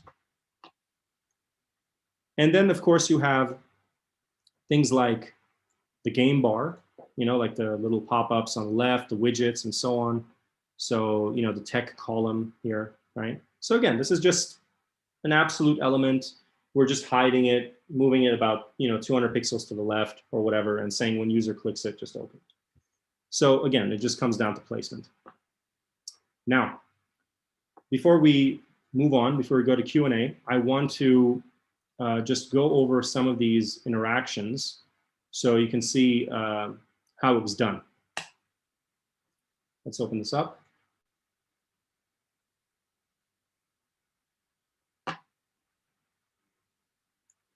Okay, here we go. So the menu intro. This is probably the most complex setup for the interaction in the prototype. So that's the one that I want to end with. The other ones are very straightforward, and I'm happy you can reach out to me anytime, and I'd be happy to kind of walk you through it if you have any issues. But yeah, the menu had, it's kind of like had an interesting algorithm. So let's go to welcome. And in the welcome wrap, what I've set up is I've said when user clicks on get started, the get started hides, so that box just hides, and then the menu intro begins. So let's go to the menu intro animation. Here we are, menu intro, boom. Okay, now, what I've done is I've said by default, see, set as initial state. So initial state is that the poll, these elements, everything is hidden, opacity, everything is done, okay, by default. Now, when the page finally opens, there's a little delay. So to create a delay between animations, a nice little trick is to just add a particular element or a particular interaction that doesn't change anything, and then just set a delay of, let's say, 1.1 second, 1 second, 5 seconds, 10 seconds, whatever you like. So you'll notice the transitions in the prototype. Like we're transitioning to a new leader. There's a loading screen. So all I'm doing is just setting a delay, or maybe setting some intermediate middlemen, as I like to call them, right here in the interaction. And then the size of this long poll becomes 370 pixels in 1.2 seconds. The Civ logo in 1.2 seconds fades in. The elements at the bottom, I created one kind of, instead of having to individually go and select this text and text this element over here, I just say the whole elements box, all the elements within it, they just hide and they just show. And then the opacity of the long poll also shows up, followed by tab number 1, which basically is by default. See, tab wrap. You remember what I was saying earlier, parent classes, how important it is to keep that in mind. This is set to a minus 280. So it's outside, it's far left of this parent container, which is set to overflow hidden, the mask. So what you're saying is that the tab wrap, as you're with a slight delay, see each one has a slight delay of, let's say 10 milliseconds, 20 milliseconds, 30 milliseconds. And that's how you get that animation of like, they're all stacking and they're opening up one by one. And that's how you get this effect. And they just open up for you. And then below that, we have the submenu effects, right? Where you're saying, I want the submenus to open. Well, how did that happen? Again, by default, you're saying that the submenu size is 0 pixels. So it doesn't matter how many elements are inside of it. This is 0 pixels. It has to stay that way. The short bar right here, this short line inside of it, right? You want that line effect where it's opening up. You don't want the arrow images below it to open up and close. You just want that bar to get bigger, wider. So all you're doing is setting that little line, saying set to 0 pixels, and then when the user opens it up, it gets to a size of 0 by default. So here it's just you're just scaling it, opening it and closing it, whatever you want to do. So the tab wraps, again, 280 pixels, all the same as before. And now when the user clicks on single player, what happens is the size of the submenu becomes 270 pixels wide and 200 pixels high, because each one of these boxes have different size, right? So you see, notice here, this one is a little smaller than this one because there's 4 buttons here and 5 buttons there. You have to manually change the size of these boxes, or you have to set up your interaction and your elements a different way. In my case, I like to work with precision. I like to have precision in all my elements. So the size kind of opens up. The tab wraps move to 0 pixels instead of minus 280. They're still moving to the right. And you have the benchmark, you have these other navs, let's say this benchmark nav, multiplayer nav, right? They're shrinking while this one is expanding. So this way you have that automatic effect of like when user clicks here, all the other boxes close and this particular one opens. All I'm doing now for the other interaction, let's say multiplayer submenu instead of benchmark menu, is the same exact interaction, except instead of benchmark opening, benchmark is closing. And that's it. All the other interactions in the game, in the prototype, guys, is all set to be when user clicks, open this, when user clicks there, open that. So, there's a lot of simple interactions here. See again, by default, this is the default view, the initial state is your best friend, because this is how you're able to just automatically say, no matter what I've opened in the interface when I'm building my prototype, by default, I want it to be closed when the user starts playing the prototype. It all needs to be closed. And then you say, when user opens it up, boom, opens in, and now you have all the boxes showing up. So I tried to kind of include as many different perspectives here. In the prototype, you also notice that I've built many components in different ways, sometimes in not the most efficient way, because I wanted to just show you the possibilities. You could do it really efficiently. You could do it like this. You could do it like that. I want this to be one of the most educational resources ever created. And I hope that it is. And I really appreciate you all being here. Now for the custom code side, I know a lot of you had questions about the custom code, so I've saved that for the Q&A section. And now I'd be very happy to jump into that and answer any questions you have, guys. Thanks so much.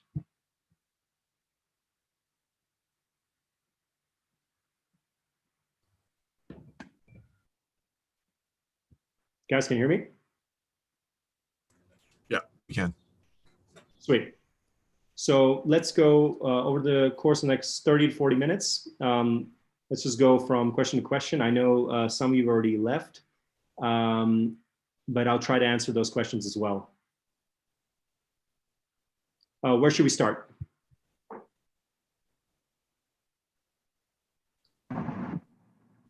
I have a quick question. Hi, Mazen. Go ahead. Yeah, so thank you so much for this video. I mean, it's been amazing just seeing what's possible here. I was just wondering, is this session recorded at all so we can come back and see everything again that you went over and kind of just use this video as a resource as well? You mean the Masterclass video? I just guess, yeah, the Masterclass. Yeah, sure. This is all being published on YouTube, and it is going to be like a companion piece to the prototype. So it'll hopefully help more people to kind of get an idea of how it all comes together. That's awesome. Thank you so much. Sure. Cool.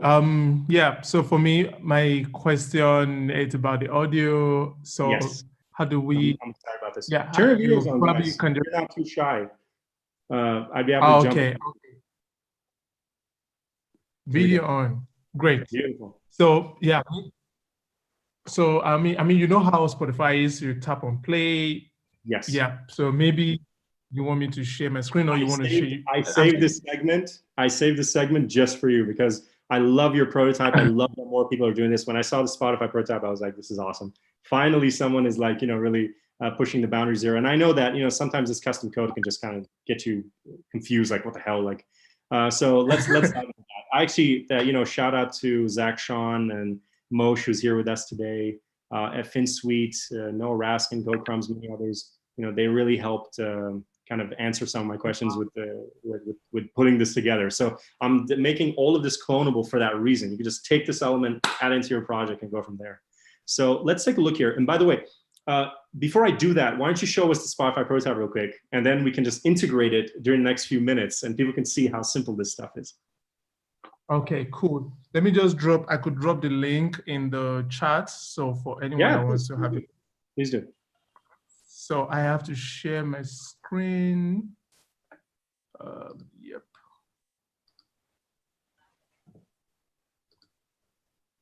Okay. Yeah. Can everyone see my screen now? I guess. It looks like I'm using Spotify right now. Are you kidding me? Yeah. So this works well.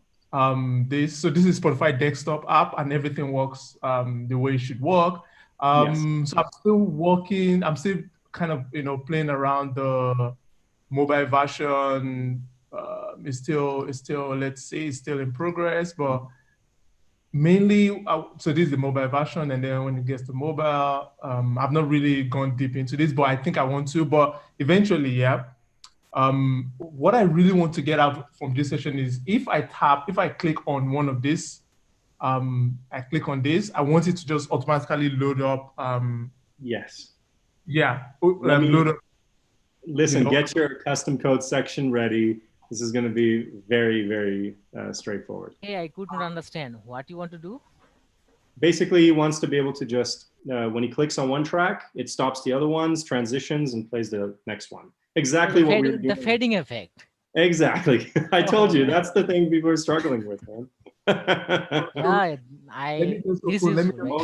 Moshe spent a lot of time with me on that. A lot of cursing, a lot of beating our head against the wall.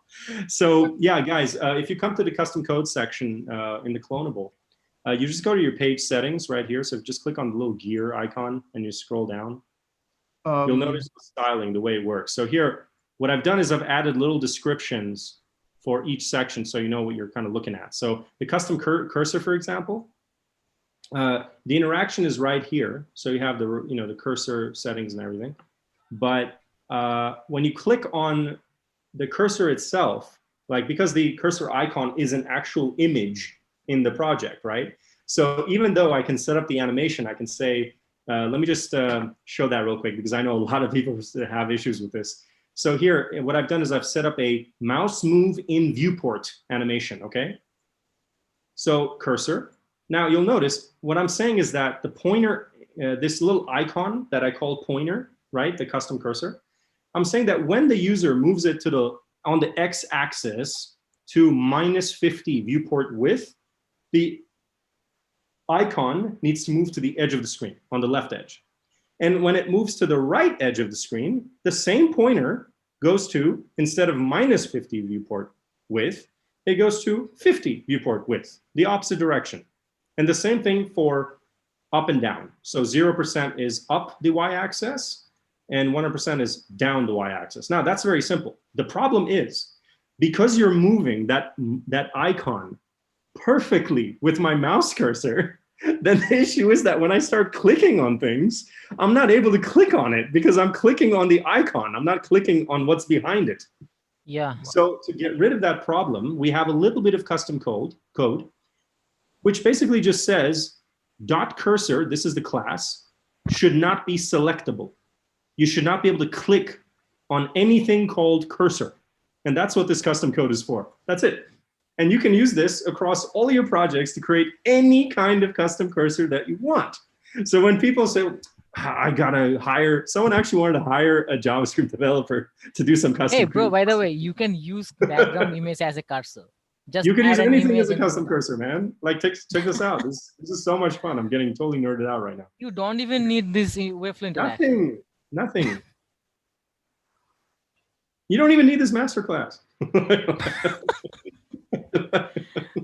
Here. So you'll notice if you go to webflow.com/sarkis, Sarkis, you'll notice all these clonables individually I've created here. So this is the custom cursor. Look at this. I actually put a freaking dragon as my custom cursor. There. I mean, it doesn't get more custom than a dragon, okay? From World of Warcraft. And also, So this is why we need new ideas for these projects, you know. So here, by the way, if you click on the hieroglyphs, this is one of my favorite projects. A lot of people are like, wait, what? How'd you do that? Look at that. There's a flame. You got the hieroglyphs going on. You got the music in the background. This is actually just 3 elements. You just have a background PNG, this black PNG, and then you have a GIF of the flame. And all I've done is I've set the cursor to be the flame, the GIF that's moving around the screen. And I've set a little bit of animation that says, when user moves the cursor to the bottom, that flame gets bigger.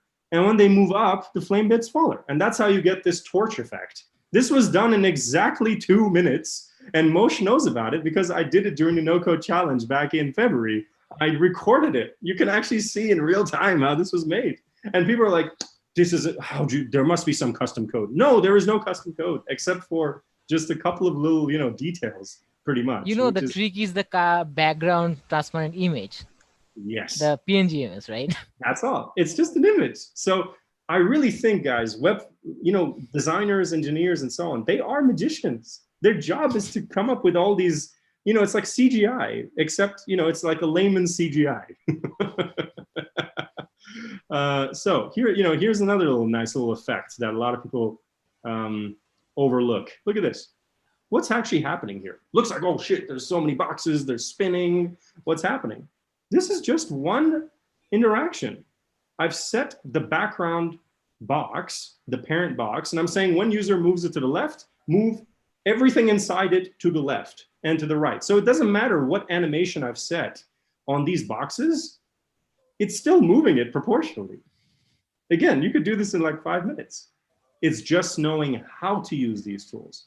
It's not hard learning Webflow. What's hard is being creative, finding creative solutions to piece them together, which is why I think that Webflow should definitely create, like, in addition to Webflow University, they should create their own section for like hacks and tricks and things like this, because it would really help people understand, like, so that's what I can do with that thing. Otherwise, it's like, we have the interactions. You click here. At least otherwise promote us. Say it again. At least they can promote us. They can definitely encourage the community to create more of these type of things. I mean, as you go deeper and deeper, I mean, look at this. Like you have, what are we looking at here? Let's see. Oh, this is a fun one. Everyone keeps bringing this up. Like, how'd you build Apple TV? Here you go. It's Apple TV. With a nice little tap. You could build this in 2 minutes and 20 seconds. It's just a box with a shadow and absolute elements inside of it. And when you move your mouse, this one is spinning and this one is moving. That's all you're doing. So, and this little white, you see that little glow effect? That's basically just a blurred out little, very faded out white little shadow, right? There's a blur effect in Webflow. It's just a filter. And you're saying when the user moves their mouse to the top left, top right, this shadow just moves to that edge of that particular direction. That's all you're doing. The position, right? That's it, just moving the position. And the reason that glow isn't jumping out of the box, right, is because there's an overflow hidden. Overflow hidden, right? Yeah. So that's what I meant. If you know relative, absolute, overflow hidden, and basically layout styles, you know everything. You could build anything. You'll never be surprised ever again. That's why, bro, structuring a Webflow project is more important than learning Webflow interaction. Absolutely. Absolutely. Because the structure impacts the interactions and vice versa. If you have 1 million elements and you didn't structure them correctly, here's one, Matt. Here's one for you. I mean, if you, for example, set up like 46 different elements without proper naming conventions, You can't just select the element by clicking on the screen. You have to actually type the name of that element. Good luck remembering. What I had to do was literally just use the names of each leader for every component. I could just say mini Dido, mini John, mini whatever, and that's it. I just added everything in. Now, coming back, let's see the other one here. You notice that there were custom, I removed all the scroll bars in the prototype. Well, here it is. This is how I did it. It's just literally less than a line of code. I'm definitely using this in my project. Yeah, this is a global This is very scroll helpful. bar, right? So you have the, yeah, I can literally just see you subconsciously cloning it right now. No, I already cloned, of course, I've cloned the entire site. So I'm just going to pick, because I have some scroll bars. There you go. There you go, man. Okay. So cool. this is how it works. You're just saying on WebKit, right? All these browsers are based on WebKit. You're just saying select scroll bar. This is not a class inside of your project. This is the scroll bar WebKit component. You just identify it and you're targeting it. And you're saying the width and height needs to be 0 pixels. That's it. You know, you're not even hiding it. You're just setting it to 0 pixels, which means you won't be able to see it. And that way, that's how you'll notice, like when Finn Swede and Joe Krug and others, you know, they create all these their own custom scroll bars and stuff. What they're doing is they're building the scroll bar in Webflow, but they're hiding the default scroll bar, so you don't see it anymore. And that's why you don't have 2 scroll bars simultaneously. Yeah, man. They just Next. made a code generator. That's it. Yes. Using some Now, custom code. Coming to the audio. This one, so you have all the audios inside laid here. Now there's about, I think 40, Moshe, I think there's like 48 tracks, right? 49? Yeah. So 46 leader tracks, I think about 46 or something like that. And then you have like the intro music and the retire music, tutorial music. So they're all set up here. And you're saying the audio ID is called track. That's the name of the class that you're giving all of the components that are music components, okay? Mm-hmm. The track is called menu. The track is called tutorial. These are the attributes. This is how you're telling Webflow which one you want the user to play. Now, let's go click on the get started button. You remember, like, you notice that in the beginning of the game, in the beginning of the prototype, there is no music, right? But when you click on get started, then the music starts playing. Well, that's how we did it. So let's open it up. Let's go back all the way to the very beginning of this prototype. Here we are, boom. Now you'll notice get started, I added a subclass called track. Track does not have any, what do you call it? It doesn't have any styling whatsoever. It's just a class, it's just a subclass. By doing this, you're creating a target. You're creating almost like a beacon. You're telling Webflow, I'm a track. So now inside of the button settings, this is where you have the custom attributes. The ID, see, you can go back to your settings here. Yeah. You have let's just go through it one by one. You have the audio track, it's called track. And then the menu, it's called track menu. If I change track menu to track tutorial, then instead of the intro music, you'll hear the tutorial music. That's all. That's all you're doing. You're just changing the custom attribute. Cool. So meaning I could tap, so once I tap on this, and then, okay, cool, and then it plays. But how do I transition into? The transition is this JavaScript below. So, oh, by the way, there's also loop. That's how you make the track loop if you want it to keep looping. So all you have to do is same as background video. Yeah, same as the background looping video. Thing. Yeah, the same loop, yes. Now, we have the audio tracks. Now, let's go into the complex JavaScript here. The first thing I've set up is this element here. Now, you'll notice there's some forms in the prototype, right? So there's some form elements. Now, when you click enter, I don't want you to submit the form. I don't want to get 5,000 form submissions. By the way, all these audio tracks used to be hosted on Dropbox, and all of you clicked on the prototype so fast when I first launched it that Dropbox suspended my account because there was so many tracks being played. Like, I'm never making that mistake again. But I moved it to SoundCloud, so now it's working. So what I've done is I've said get ID Puppet. Puppet is the name of the forms that I've created.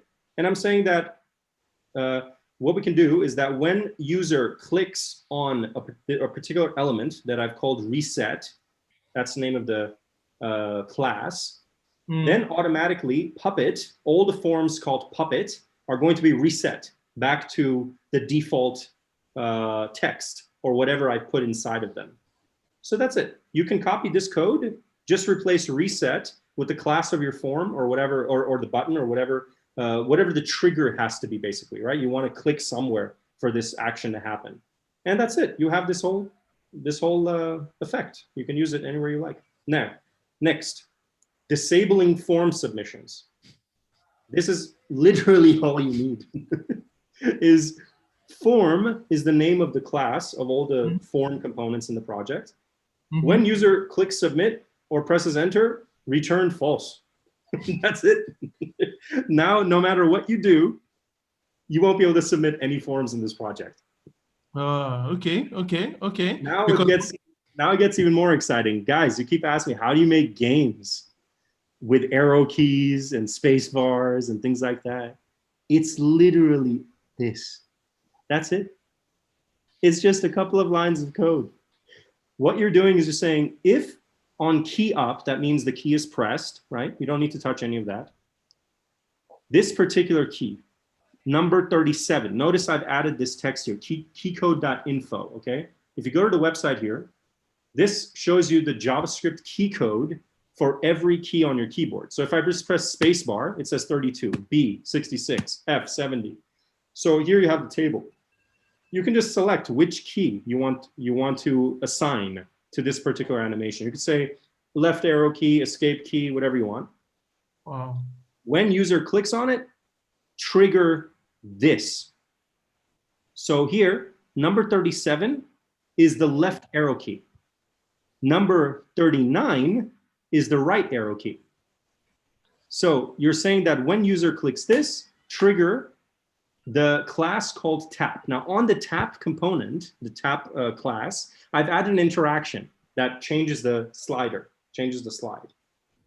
So when you click on the tap, when you press the left arrow key, it just triggers that animation without having to click on it. It's just triggering it, nothing else. So this way you can actually create entire games, interfaces. You can do anything you want with your keyboard. It's all there. Here I've created something called when a user presses the escape key anywhere on the page, it doesn't matter. Automatically, any element called full screen is going to be triggered, which means it'll close. So that's how, you remember when we opened up the pop-up, the full screen, and I pressed the escape key? This is how it was done, right there. The escape key happens to be number 27 on the key code chart. And then below that, we have more. We have, I've added more scripts here and there. So for example, when you press the space bar, you can skip the intro at the beginning. Now for the music, let's go in, let's dig in here. We have, one sec. Oh, like here, the delay. You remember like when you clicked on exit the game, like exit to desktop, and then it fades out to white. It goes to it reloads, goes to my page. That's how you do it over here, delay. All you're doing is you're saying when user clicks on this button called exit, delayed by this amount of time, by 1 second or 2 seconds or whatever. And that's it. Now for the music side, we have, oh, and by the way, shout out to Moshe for helping me with this. So the videos, you'll notice like the intro video, the tutorial video, things like that, they're not looping. The way I was able to do that was this piece of code right over here. So you're preventing that. You're saying that remove the attribute loop from the video called, from all the, what do you call it? From all the components called no loop. No loop and replay in this case. Okay, next. Oh, plus, yeah, you're right. Also, I added another one, is that when the user clicks on the button again, it'll play the video from the beginning. So you can actually take a simple background video component and you can replay it. You can prevent it from looping, all of these things. And you can also add music. So what I've done is I've extracted the music from the background video, the original video, and I've just set it up as a track, as a separate track up here called tutorial. So when the user clicks on it replays the tutorial video, and it triggers the sound, the music. And that's how you get that effect of like, oh shit, the video turned on, there's music, there's this and that. They're like, I didn't open up any of the secrets to this project in the very beginning. I just said, wait until the masterclass. But believe it or not, it's really that simple. Like people have been guessing everything like, wow, did you host a video on this particular like AWS? How'd you do it? I'm like, no, man, it's just a background video and you're just triggering the music on. That's it. If I put in a full MP4, MP4 video, whatever, it would be very, very big. The files would be 10, 20 megabytes. This video, 600 kilobytes with an audio track. The audio track is bigger than the video itself. So now for the music, the big kahuna. Here it is. This is the whole transitioning effect. I'm not a coder, so I'm not going to walk you through exactly how this works. But basically, this is already set up for you. If you just take what I have up here, like see, it's already connected to all the elements called track and so on. All you have to do is copy this code. And this is how the fading happens. It automatically selects all the tracks, turns them off, and plays the one that you just clicked on, that you highlighted. It could be like the attribute, basically. That's where the custom attribute comes in. This is how you target all the songs. So that's custom code. That's it. Wow. Yeah, that's a lot, to be honest. Yeah, but it's really interesting as in, yeah, because I think I've definitely need something similar to make the transition happen for me. You know, you tap on this opens up and then plays this audio. But let's see, I'll give it a try. One issue I have is on mobile devices, like on some devices, the transition doesn't happen as smoothly, and sometimes the tracks overlap. So there needs to be a little bit of optimizing that needs to go on. But you know, we were really short on time when we were building this, so I just created something primarily for desktop. But which is okay. Yeah, but I think it's once I optimize it, I'll release that as a separate clonable. By the way, did you guys see the 404 page for the game by chance? Nope. So something I did, kind of like a meta little thing I did, was I added a leader from the previous game. And I said, hey, you've lost your way. You know, so this is Pakal from Civilization 5. And he's like, hey, listen, you've lost your way. And this is in his language, you know. It's like, so how did you pull the videos from the game? Did you screen record, or how did you get the videos to upload? No, the videos are from YouTube. Many of them are on YouTube. So I've just extracted them. And there's a nice little trick you can use for YouTube. So if you open up a video, whatever video you like, here, for example, and you click on SS, you just type in SS in the beginning of the URL. Now you can go and you can download the video. Oh, amazing. So there's a lot of the, you know, there's a lot of little tricks like this you can do to, you know, spice things up.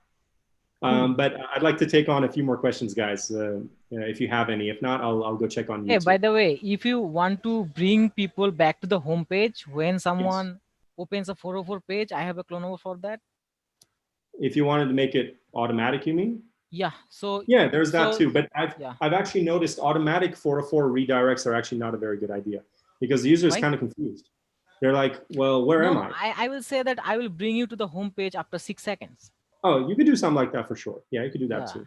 Yeah, that's a great clonable. By the way, uiflow.co, right? uiflow.co. You can go check out all the clonables from Moshe. It's a great website. Anything else, guys? Thank you. I think that's it for me. Awesome. Good luck with the project. You mentioned something that I found. You know, I'm somewhat new to Webflow, as you and I discussed a couple weeks ago. But so all this was like incredible. But one thing you did mention, it would be great if Webflow had a better way to show, you know, like code or examples of what you can accomplish. Right? Yeah. The clonables are great, but there's no searching. And what I find it difficult to do is find examples of what I'm trying to do, break it down how someone did it. But finding those examples is almost impossible. It is, and that's why I've been more active in sharing these examples on Twitter. just giving people an idea of like, well, here's how it's done, you know, and step by step, so people can see it. And then they're like, oh, wow, like that's so simple. You know, I was so confused about this. So I think, you know, Webflow definitely needs to do a better job in, you know, collaborate with the community. And I'm in touch with them. I'm going to be meeting them this coming week. The developers are like confused too. They're like, oh, we want to see how you almost broke our platform. Let's go talk about that. Two of the no code Rumble sessions you had. I mean, you know, it takes a while to go through them, but yeah, really incredible. Like just to have your insight, how you're walking through someone going through their own process. For example, what you started today with was kind of like the mindset of making sure you, actually, this is a great question too, how you're thinking ahead. So one question I want to ask you is, before you started anything in Webflow, did you have, like, for example, you have so many assets, so many different layers, et cetera. Did you architect or organize your thoughts anywhere else outside of Webflow first? I'll explain further. For instance, with all of your layers, you were saying, okay, you got to think about X, Y, Z before you implement a certain layer, certain style, et cetera. Did you kind of like plan it ahead of time in paper or something else? Definitely. And actually, I shot myself in the foot a couple of times when building this project because, you know, there were some interactions I planned before I decided to have 46 leaders. And I realized that's not efficient enough. So I had to actually end up halfway through just restructuring the interactions, simplifying many of them, kind of consolidating a lot of interactions in individual interactions if possible. I would love to actually have a separate session one day just going through the interactions with you, because there's a lot of cool things that happen there. But I know we were already going a little over time, so I wanted to make sure I had enough time for Q&A. But like I said, man, building in public is the future. You have to build in public. Let the community be part of that process. Not only inspire them, but they're going to inspire you. Like you're going to start to, you know, they're going to see your process. That's a great way of, you know, showing companies your approach as well to building and development, you know. And I think that was the real success of the reason why, you know, Civilization 6 just exploded in like one day, you know, in less than one day. It was just like we had 300-400 retweets. You know, the community buzzing is because they saw the process weeks in advance. They saw like, oh, now he just built the map. Now he just built this other thing. It's like, holy shit, like, what is this final thing going to look like? So it kind of was like an eruption. It really was like a volcano effect, you know, like you lead up to it. And notice how many people, they just wait until the product hunt time and they're like, now we're going to go release it. It's like, yeah, but if you did this approach, you could have had so many more people, you know, coming together for you. So I hope that answers your question. But yeah, definitely planning it. I would say before, my process used to be like Photoshop, Illustrator, you know, Figma, Sketch, and whatever. Now it's just iPad, pencil, my Apple Pencil, my iPad, and an app called Paper by 53. I physically sketch my ideas. I've noticed just how much more in tune I am with my project when I'm able to sketch it, feel it, and then I can just put it in Webflow directly. So it's, you know, when you're in Figma, I say this all the time to people who want to jump into these projects, is break this habit of starting everything in Figma. Because what you're doing is essentially saying, this is exactly how my project needs to look. You're spending all that time building that, but you don't realize that when the project finally lands in Webflow and you're able to click on publish, you start to see what it really is going to look like. You get the bigger picture. And now you're like, oh, I can keep going backwards and forwards. I got to do this and that. In this case, you don't have to do any of that. You're able to see the full picture from the beginning. You know, a great example, guys, have you guys used No-Code Mentors before? I just checked it out. It looks amazing. Thank you. I appreciate it. So No-Code Mentors started literally from a primitive sketch. When I say primitive, I'm talking cave art, cave painting, primitive. And it turned into this. This is one of the 8 products that I built during No-Code Rumble. There you go, boom. Video pops up. You got the one on the left, you got the one on the right. You scroll down, you got the, you know, the mentors over here. All of this was done on my sketch. And when I put it inside of Webflow, I realized mentally I'm just free to play with as many ideas as I like. I'm not bound to a Figma file. Like, this is the exact parameters. What do you mean exact parameters? Like, if you really think as a designer that you are just going to take your Webflow project, I mean, your Figma project, it's going to look exactly like that in Webflow when you finally publish and you make it responsive, so you're deluded. That's not the way to do this. I'm not saying don't use Figma. Everyone has their own process. Some people, they like to see the static version of the product before they move forward. But I'll tell you something. When you're dealing with clients, as I have for many, many years, and you show them a Figma file in the very beginning, you are making a big mistake, because that person has no godly idea what that thing is actually going to look like. They look at it like it's a collage, man. It's like looking at a mosaic of colors. And then they go, they see it on their screen for the first time, 100% visibility. They're seeing it on their iPad or something. And they're like, yeah, this doesn't look like what I had in my mind, because they had something totally else in their mind. They see the full picture of like all the screens and all the boxes. And they're like, well, you could argue, well, what about the preview mode? I'm like, it's still not the same thing. You can't hover on the interaction. You can't see anything. If you become as proficient as you are in Figma as you are in Webflow and vice versa, you could just do it really, really fast. Right now in Webflow, I can move faster than I do in Figma or anywhere else. And you know what? When I talk about precision, whatever I'm building in Webflow is the final product. That's exactly what you're going to be able to see, no matter what I publish. So what I do with companies that I collaborate with, my own team, when I'm building something, I build it the way I want it to be. I click on publish, everyone automatically sees it. Like, okay, so this is what Sako has in mind. There is no guessing. There's no room for interpretation. There is what Sako wants and what he doesn't want. But when it's Figma, it's like, well, this isn't the final version. It'll change. What do you mean it's not a final version? Like that's what you're showing me. You know what I mean? So it's like, build a better relationship. I think Webflow just takes out so many of these steps. So I feel like, honestly, if I had a choice, right, I'm on a boat, I have a choice. I could save Webflow or I could save Figma. I would save Webflow. Because in Webflow, I don't just see it, I build it. I go all the way with it, So yeah, I hope that answers your question. Nice. Taylor, Keith, John, Johnster? I'm good, man. I'm just trying to digest everything, which is tremendous. Thank you so much. Fair enough. All right, let's go to YouTube. Let's see what I know the community has been following us over there for a while. Okay.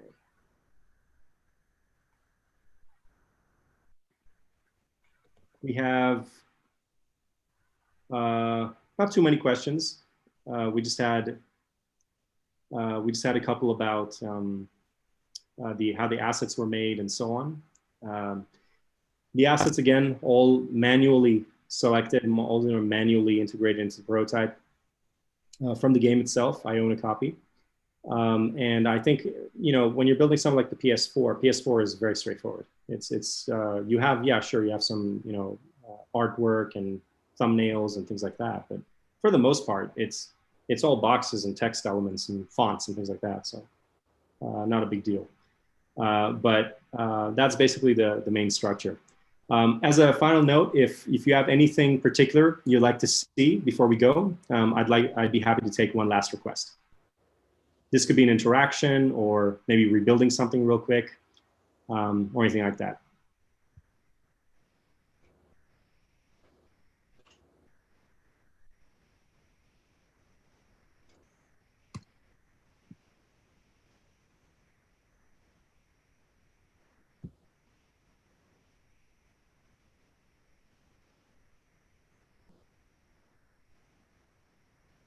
All right, in that case, let me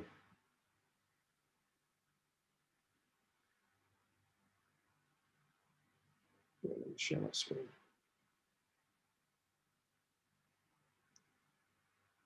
No worries, Taylor. Let's see. Interactions is something that we didn't spend too much time on, so I have just a little bit more time. So let me just go through a couple more that I think in the future could be pretty valuable. So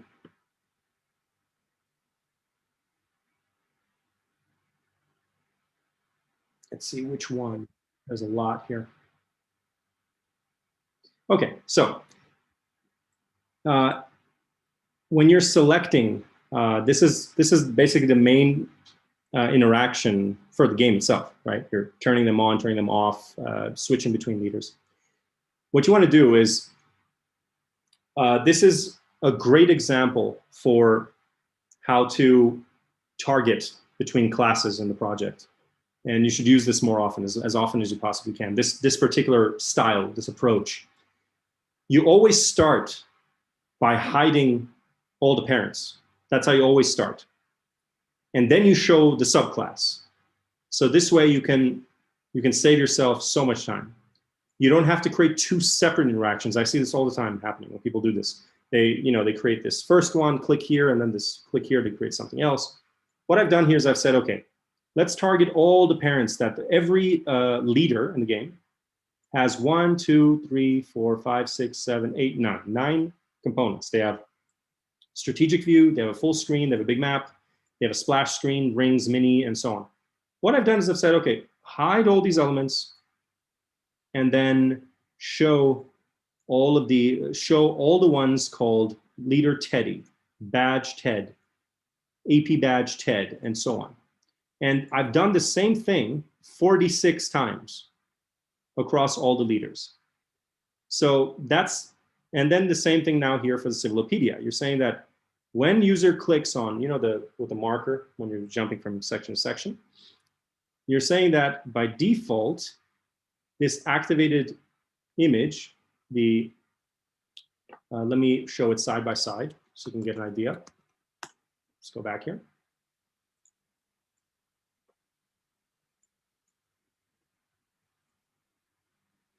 Here we are.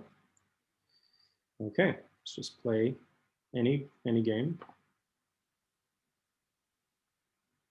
Here we are.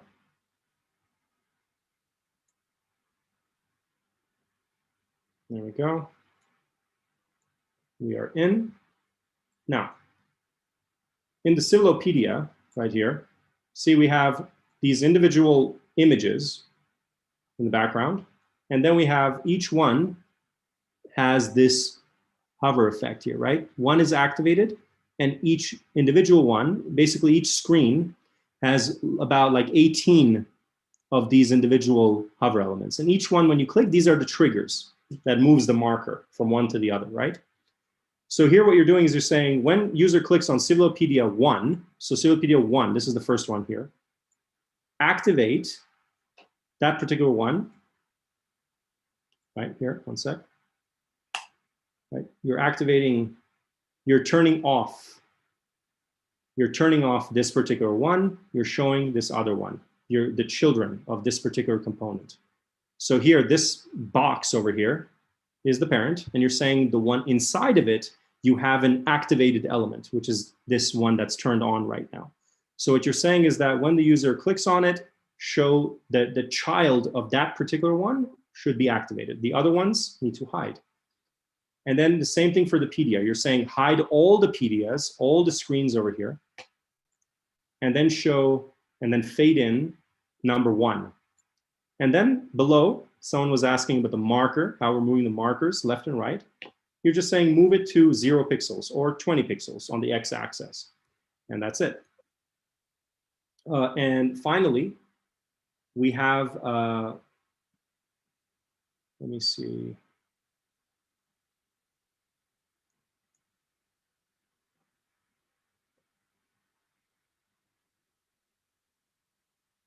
Here we have the individual, like, the mods and so on in the other panels. You're saying that when this one's activated, all the other mods need to turn on or they need to turn off. So there are these more complex kind of hierarchies. I just wanted to answer Matt's question earlier about planning of like, okay, well, how do we target all the interactions to turn off when I want this one to be on and so on. So there we go. I hope that was informative, guys. Thanks again for your time. Thanks for joining me. And if you have any questions, reach out on Twitter. If not, I'll be happy to answer questions on YouTube as well. And I'm looking forward to seeing you create something even bigger and grander than this by using this as a reference. Just go and break down the floodgates, create your masterpieces. A great, something I would love to end on is whether you're a first-time designer, new to Webflow, new to Figma, any other tool, what you should do is start off by recreating something else, because the reference is already there. You know exactly what you're building, how it needs to look, how it needs to work. You're not going to be too confused. But when you're creating your own project, you end up just hitting so many dead ends. You're like, well, I don't know what to do here. Either what am I going to do creatively? Is this the right decision or not? You end up kind of banging against the walls. The purpose is to learn how to master these tools first, right? And then you want to break the rules and start creating things like this. Start off by figuring out, taking the same way as painters and artists do, right? You want to start off with painting a bowl of fruit, putting your interpretation on it. Like, there's many elements in the prototype that I interpreted myself in my own way. I didn't just copy and paste these elements. There are things that I thought could be done better as a product designer. So once you're able to get comfortable with building something else, like in the, for example, in the case of what we had earlier, the Spotify prototype, for example, you start to see how the sense of this product, you start to understand how products come together. And then when the time comes for you to go build your own, you have so much confidence now because you've already built all these widgets and midgets and all these little weird things inside of the projects, right? All it's kind of just comes together. And you're like, okay, now I could go build my website or my landing page or whatever. I mean, if you could build Civilization or PS4, you could build practically anything, pretty much. But that means that you've kind of mastered layouts, you've mastered interactions and so on and so forth. So I hope this was helpful for you all. Thank you again.